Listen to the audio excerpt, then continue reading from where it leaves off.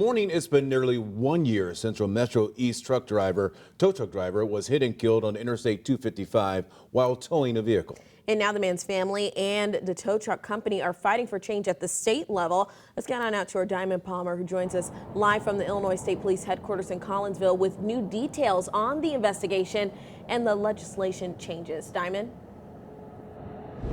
Well, Sydney and Renee, Illinois State Police is the lead agency on this investigation. And according to the family and friends of Wade Bivins, the driver who hit him has not been charged yet. But the family and friends of Bivins are turning their pain and their grief into change. And that's why they sent over 70 letters to Illinois lawmakers to hopefully get them change the color of Illinois tow trucks. November 29th is the day I'll never forget. It was a Wednesday. It was about 10 o'clock in the morning, and I got a phone call. Nicole O'Bryan with Paw Paw Towing says that call came from a person who was being towed by their driver, Wade Bivins.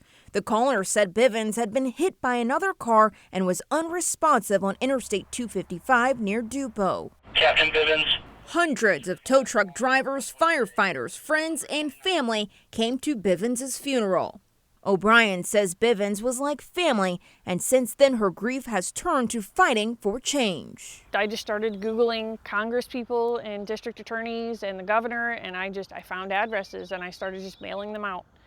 And if I got a response, that was great. And most of them went unheard. With the support of Bivins' family, O'Bryan says she sent more than 70 letters to Illinois lawmakers and only got a few responses back. Eventually, she went to Springfield to speak at a bill hearing that was already in progress. In July, the tow truck operator safety bill was signed into law by Governor J.B. Pritzker with sponsors State Representative Amy Alec and State Senator Erica Harris.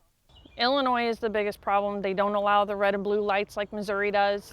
Currently, Illinois state law only permits amber and white lights on tow trucks. But with the passage of this bill, Illinois towers will be able to use green lights starting January 1st. O'Bryan believes the change in color will help people realize the law is to move over and slow down. O'Bryan and the Bivins family is not only fighting to change laws, they're also fighting to change how generations think about these scenarios.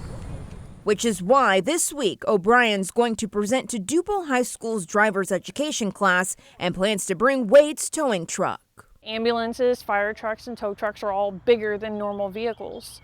And we need that extra space on the shoulder to work in. And it's not sufficient when you have that big of a vehicle. So they have to understand how important it is for them to move over and give us the space because we don't have the space to work in. I feel like it's our responsibility to make sure it doesn't happen to anybody else. Now, in the state of Illinois, if drivers do not move over and slow down, they can be facing penalties of jail time, fines, and even have their driver's license taken.